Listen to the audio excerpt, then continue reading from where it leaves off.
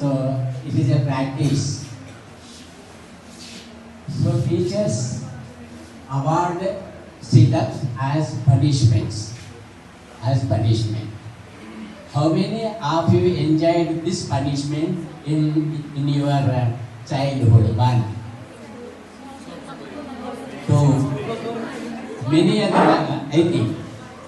So it is a teacher's favorite, access to award punishment. In Hindi, it is called Utak Pai. Utak Pai or Murga punishment. Murga punishment. In Islam countries, still it is prevailing in the schools. So those who are mischievous or who do not study well, who do not complete the homework, teachers award punishment. Sit-ups as punishment.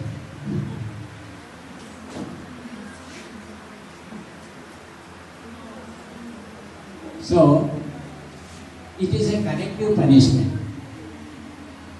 It is a corrective in order to correct the behavior of the students, the attitude of the students. Teachers award this punishment.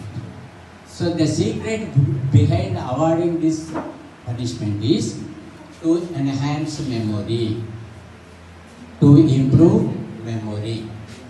So,